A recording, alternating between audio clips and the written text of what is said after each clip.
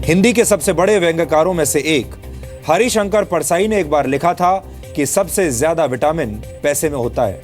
परसाई जी की यह बात हमारे सिस्टम की नस नस में बसी हुई है और इसीलिए सिस्टम की निगाह में ईमानदारी किसी बीमारी से कम नहीं। हालांकि आम जनता कितनी ईमानदार हो सकती है, इसका एक जीता जागता उदाहरण आज आपको देना चाहता हूं। आपने बुजुर्गों के मुंह से अक्सर सुना होगा कि 2 रोटी कमाओ लेकिन ईमानदारी से कमाओ, लेकिन आज के जमाने में इस बात पर कोई अमल नहीं करता। 21वीं सदी के भारत में लोगों का मंत्र यही है कि रास्ता सही हो या गलत, किसी तरह से आगे बढ़ना है और बहुत सारा पैसा कमाना है। बहुत सारे लोग ये सोचते हैं कि उन्हें किसी तरह पैसा कमाने का शॉर्टकट मिल जाए और वो अमीर बन जाए, लेकिन अब मैं जिस खबर का विश्लेषण करूंगा उसे देखकर आपको भरोसा हो जाएगा कि आज भी हमारे समाज में ईमानदारी जिंदा है। इसके लिए मैं आपकी मुलाकात दिल्ली के एक ऐसे टैक्सी ड्राइवर से करवाऊंगा जिसने ईमानदारी की नई परिभाषा लिखी है। इस व्यक्ति का नाम है देवेंद्र कापड़ी, जिन्होंने साबित कर दिया है कि ईमानदारी का कोई मोल नहीं होता। इन पर 70,000 रुपए का कर्ज था, लेकिन इस व्यक्ति ने अपने कर्ज की परवाह नहीं की।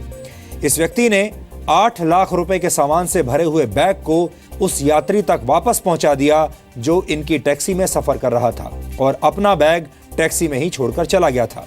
इस बैग में सोने के जेवर, लैपटॉप, एक आईफोन और विदेशी करेंसी थी।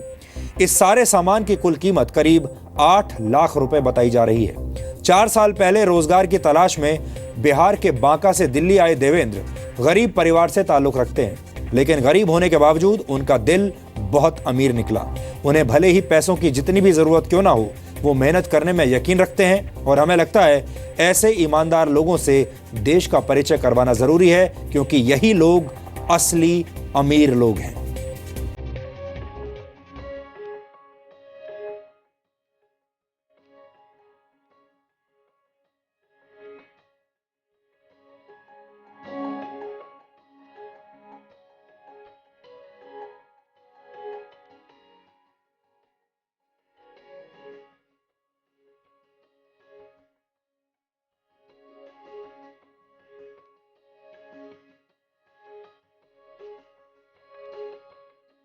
वो हैंड बैग छोड़ के मतलब कि चले गए। होटल में चला गया। वो बैग नजर आया तो मैं उसको तलाशने के लिए फिर वापस में गया होटल के पास में, अच्छा।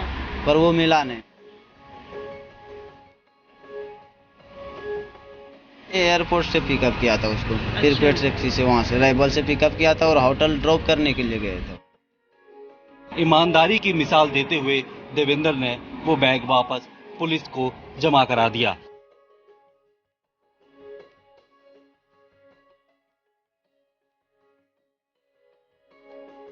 ऐसे इंसान बहुत कम होते हैं। मैम आज भी ऐसे इंसान है जो इतनी मदद कर सकते हैं, इतनी प्रॉब्लम होने के बाद। परिवार में काफ़ी सारी मुसीबत थी तो वो सब निकल सकती थी इनके इस आने के बाद पैसे से, लेकिन इन्होंने ऐसा कुछ नहीं सोचा।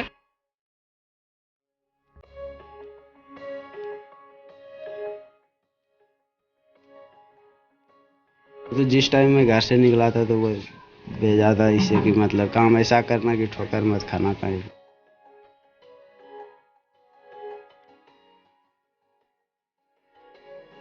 उसने तो बोला कि मेरे को भाई साहब तो विश्वास तो थाने की सामान मिलेगा, लेकिन आप इतना ईमानदार हो, मेरा सामान आप थाने में जमा करवा दिया।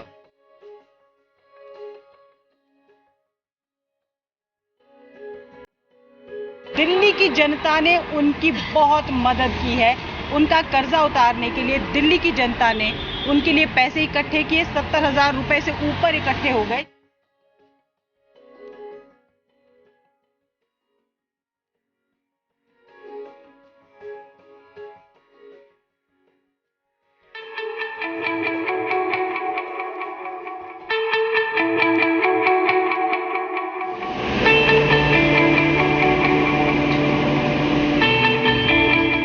एक इंसान की ईमानदारी उसके बुरे वक्त में ही पता चलती है, और इसी ईमानदारी की मिसाल है देवेंद्र कापड़ी।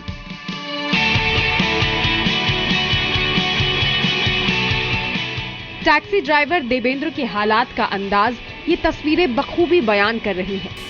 देवेंद्र रोजी रोटी कमाने के लिए दिल्ली के मेहरम नगर में इस छोटे से किराए के कमरे में रहते हैं। देवेंद्र यहाँ अकेले नहीं रहते, बल्कि 5 और टैक्सी ड्राइवर्स के साथ कमरा शेयर करते हैं। हम लोग 5 लोग रहते हैं। एक ही कमरे में इतने लोग रहते हैं? हाँ, मतलब ये इस कमरे में रात में मतलब इकट्ठा एक बार कोई नहीं होता है ना। जैसे कि मैं अगर आ गया अभी तो 3 तो चला गया है गाड़ी चलाने के लिए, अब वो सब जब आने वाला होगा तो हम लोग चले जाएंगे। ऐसा सिस्टम है। 22 साल के देवेंद्र बिहार के बांका से है और पिछले 3 साल से दिल्ली में टैक्सी चला रहे हैं। देवेंद्र के पिता ने अपनी 2 बेटियों की शादी के लिए 1 लाख रुपए लोन लिया था, जिसे चुकाने के लिए ये भाई दिल्ली में दिन रात टैक्सी चलाता है। यहाँ जो कमाई होती है वो घर भेजते हैं? घर बेचते हैं, और वो जो 70 लाख 1000 का वो लोन था वो भी चुकती करना पड़ता था, और रूम 3500 रुपये किराए पे लेके रहा। 3 मई के दिन एक शख्स उनकी टैक्सी में बैठा, जिसे देवेंद्र ने एयरपोर्ट से पहाड़गंज के होटल में लाकर छोड़ दिया। गाड़ी की डिक्की से तो सामान देवेंद्र ने निकाल कर दे दिया, लेकिन पैसेंजर सीट पर एक हैंडबैग छूट गया। बैग में 8 लाख रुपए का कीमती सामान था। वो बैग को लेकर पुलिस स्टेशन, जो डोमेस्टिक एयरपोर्ट, उसको टर्मिनल T1D भी कहते हैं, वहाँ के पुलिस स्टेशन में वो बैग लेके आया। बैग उसके सामने खोला गया। बैग के अंदर ज्वेलरी, गोल्ड ज्वेलरी थी, लैपटॉप था, आईफोन था, कैमरा था, डॉलर्स थे। तकरीबन 8 लाख रुपए का सामान था। उस बैग में एक विजिटिंग कार्ड भी था। उस विजिटिंग कार्ड पर हमारा जो आईओ था सत्यवीर, जब उसने कॉल किया तो वो पैसेंजर के भाई का था जो कश्मीर में है। उसने पैसेंजर का मोबाइल नंबर दिया। तो जैसे ही हमारे आईओ ने उस पैसेंजर को कॉल किया तो पैसेंजर भी on his way back to the domestic airport police station था, और थोड़ी ही देर बाद जो है पैसेंजर वहाँ पहुँच गया। उसने सामान को आइडेंटिफाई कर लिया, पूरा का पूरा सामान उसको मिल गया, वो खुश हो गया। 8 लाख का सामान था। जो हमारा ड्राइवर था काली पीली टैक्सी का, देवेंद्र कापड़ी, उसने एक बहुत ही ईमानदारी का काम किया है। शायद देवेंद्र जैसा गरीबी का मारा कोई और इंसान होता तो बैग उसके मालिक तक कभी नहीं पहुंचाता। लेकिन देवेंद्र को माँ की वो बात याद थी जो उसने बेटे को शहर भेजते हुए कही थी। जिस टाइम में घर से निकला था तो वो भेजा था, इससे कि मतलब कि कोई मतलब कि काम ऐसा करना कि ठोकर मत खाना कहीं पे। वो तो जिस टाइम निकल रहे थे उसी टाइम बता दिया। पूरा अच्छा लगता है, मतलब कि पैसे 8 लाख रुपए वापस कर दिया, ईमानदारी के साथ थाने में जमा करवा दिया।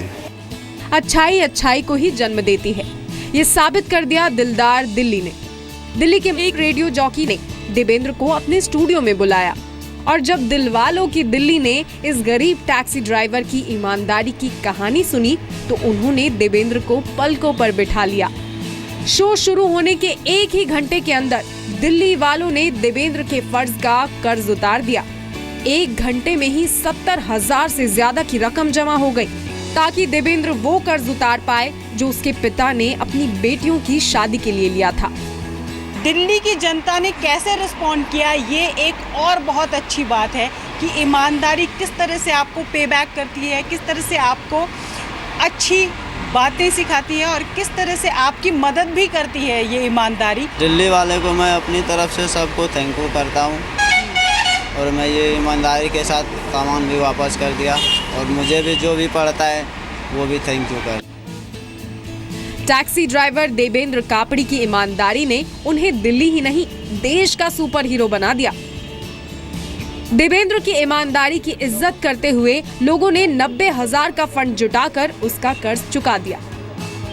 ऐसे इंसान बहुत कम होते हैं, और 8 लाख के लिए शायद कोई भी अपना मन बदल सकता था, रुपए से अपने काम ले लेता, ना कि वापस अब उसके मालिक तक पहुंचाता। आज भी ऐसे इंसान है जो इतनी मदद कर सकते हैं, इतनी प्रॉब्लम होने के बाद अपने घर में, फैमिली में, तो ये बहुत अच्छी बात है और दिल्ली के लिए भी बहुत प्राउड वाली बात है। इनके माध्यम से हमें भी एक प्रेरणा मिली कि हमें भी कई बार मिल जाता है, हम लोग भी वापस कर दें। देवेंद्र की सच्चाई को देखकर ये सुकून मिलता है कि दुनिया में अच्छाई अभी बाकी है, और इस सच्चाई और ईमानदारी की कद्र करने वालों की कोई कमी नहीं है।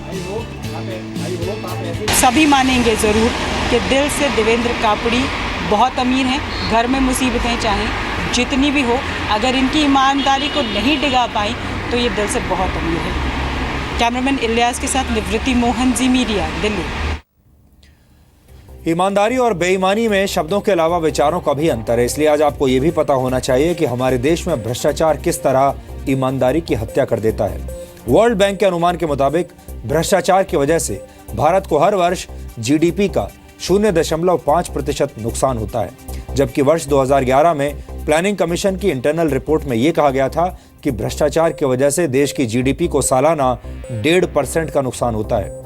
भ्रष्टाचार कैसे हमारे देश को दीमक की तरह खा रहा है, इसे समझने के लिए अब मैं आपको कुछ और आंकड़े दिखाता हूं। भारत शायद दुनिया का पहला ऐसा देश होगा जहां बर्थ सर्टिफिकेट लेने के लिए भी घूस देनी पड़ती है। सरकारी नौकरी पाने के लिए 1 लाख रुपए, ड्राइविंग लाइसेंस के लिए कम से कम 600 रुपए, जबकि पासपोर्ट के वेरिफिकेशन और रिन्यूअल के लिए 1000 रुपए से 10,000 रुपए तक देने पड़ते हैं। ये एक औसत हमने आपको दिखाई है। यहाँ तक कि बच्चों को स्कूल में एडमिशन दिलाने के लिए भी हमारे देश में 20,000 रुपए से 1 लाख रुपए की घूस देनी पड़ती है। एक अनुमान के मुताबिक भारत के शहरी इलाकों में रहने वाले लोग एक साल में औसतन 26,932 रुपए की घूस देते हैं। National council of applied economic research की वर्ष 2015 की रिपोर्ट कहती है कि शहरी इलाकों में एक परिवार औसतन एक साल में 4400 रुपए घूस देता है, जबकि ग्रामीण इलाकों में यह आंकड़ा 2900 रुपए का है।